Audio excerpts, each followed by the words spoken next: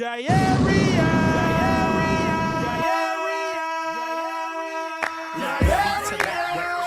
that, tell the people that Phony Water is back. Like that, tell the people that Phony Water is back. Like that. You are tuned into the W Show on Sideline Sports Talk Network and 100.1 FM, Kansas City. Live from Radio Row in San Francisco, California. Brought to you by Gates Barbecue, the Negro Leagues Baseball Museum, Dillard Zona Rosa, the Soul of Santa, Golden Gate Funeral and Cremation Services, and Wood Nissan.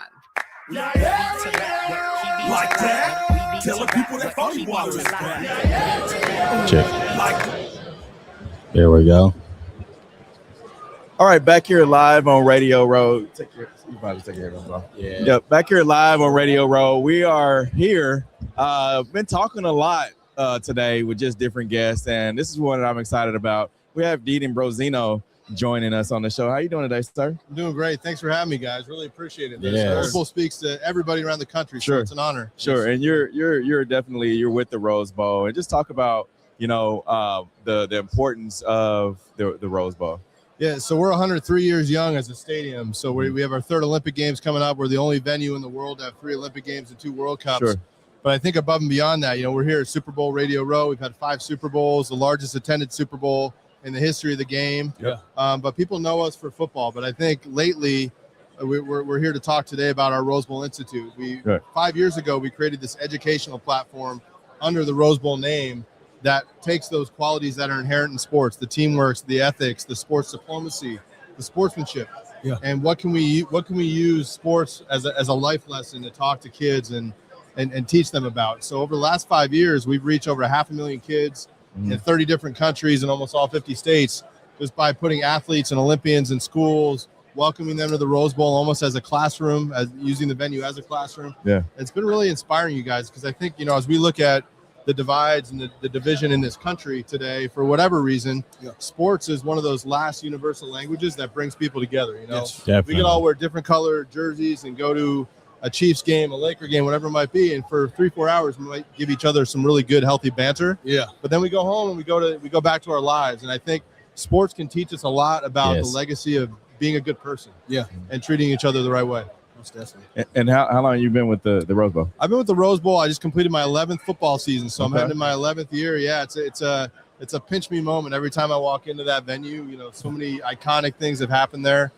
Did an interview earlier where we were talking about the World Cup and Brandi Chastain and her big moment in '99, where she wasn't even supposed to kick. Yeah, right. And but it was so darn hot that day that the kicker cramped up. They tapped her to come in, and the coach said, "Hey, Brandi, I want you to kick with your other foot."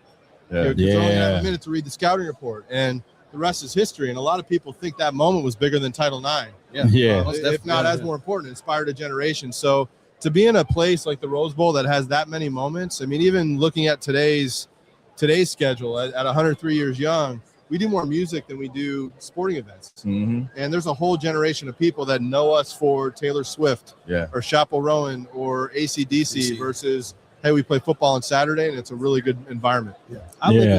Is there any difference in a big difference, I should say, in the preparation for the Rose Bowl? Because people know it as a football stadium, but then looking at the World Cup, what is that preparation like going to look?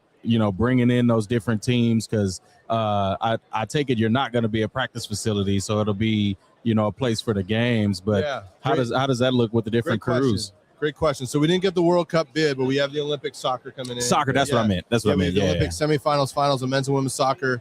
I think as you look at the venue, being 103, it's dirt and concrete. So what do you need to do to get ready for the world where dignitaries are coming, heads of state, people from nations around the country?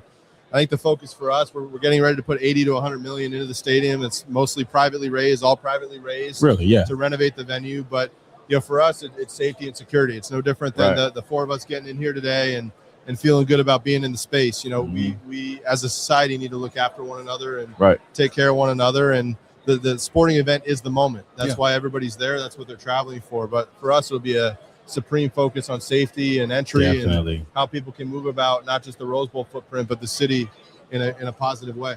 And what are you guys doing with America 250? I know that's going to be huge coming up in July. Yeah, I'm actually speaking on a panel this Saturday with Rosie, the CEO of A250. Being America's Stadium, America's New Year celebration on January 1st. We don't have extreme clarity on what we're going to be doing yet on A250, but we hope and know that we're going to be a big part of that moving forward. Just because of what the venue means to American history. It is. It's the Fenway Park. It's the Pebble Beach. It's the Augusta National of college football and sports. Yeah, you mentioned college football. I know you guys have a campaign on sportsmanship right now. Speak a little bit about that. We do, yeah. Through the Rose Bowl Institute, the educational platform that I mentioned to you guys, what we're slowly learning around the country is we're not hearing consistent voices and consistent nonprofit organizations talking about sportsmanship all the time. We feel like that's a quality that is inherent in our everyday life, regardless of what you do, what your family situation is like. How do you take what those elements are that you learn between the lines, on the rink, whatever it might be, and take those out and live life better and teach kids better? For us at the Rose Bowl Institute, we want to become the home of sportsmanship. So on June 8th and 9th this summer, which is actually 2 days before the World Cup kicks off its first matches in Los Angeles, we're launching a first-of-its-kind sportsmanship summit at the Rose Bowl. Really? With keynote speakers and panels and people coming in that are talking about various elements of life that are all dotted line back to sportsmanship and what sports means. And we think it's going to be a powerful platform, not just because it's at the Rose Bowl Stadium, but because of what I just said. There isn't a voice that we're seeing around this country that is just focused on that sportsmanship element again and again and again. And we all need to be talking about it a little bit more so we can each get a little bit better every day. Yeah. And you talk about, not only being used for sports, being utilized for different concerts and different entertainment. What's one show that you guys brought in that really kind of surprised you? Like you may have not known about the act or whatever it was, but the show was so entertaining. It was like, oh my God, like who is this?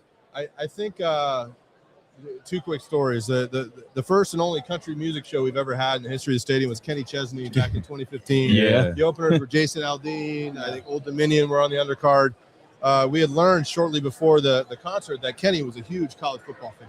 He played a little bit at Eastern Tennessee State. We were close to Keith Jackson at the time, who was the voice in all of our heads, the famous broadcaster.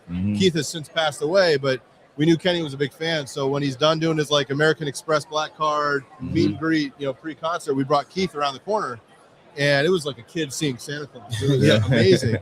And Kenny invited us onto the tour bus for those few hours before his show, and my wife tells me I talk too much. God gave us 2 ears, one mouth for a reason, right? Listen more. But to sit on that tour bus and listen to Keith Jackson and Kenny Chesney interact back and forth for 2-3 hours was amazing to me. So that showed me the Rose Bowl was transcendent, not just because of the concert he played.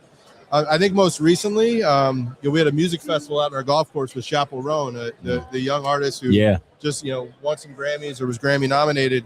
45,000 people there 2 nights in a row. And I think, I look at that. Those people have zero idea we play football. We've had Brandy Chastain, we've had 2 Olympics, nor do they care. But that was their moment, was being at that concert, making that memory with their friends and family. And I'm really excited for what's next at the Rose Bowl, not just because of the Olympics, but because of moments like that. Definitely. Where you just never know the connectivity you're going to have at a live sporting event, a live event, what that's going to mean to you moving forward down the road. Now, how can people find out more information about the Rose Bowl Legacy Foundation? The Rose Bowl Legacy Foundation is at rosebowllegacy.org, and then they can get more information on our institute. All the educational programs are free to any kids. Most of them are virtual, actually. So it's all donor funded, and they can learn more about that at rosebowlinstitute.org. We appreciate your time today on the show. Thanks for all you guys do for the industry and getting people talking about the right things. Appreciate it. Sure. That's Didi Ambrosino, president of the Rose Bowl Legacy Foundation. We'll be back here live with more guests here from Radio Row.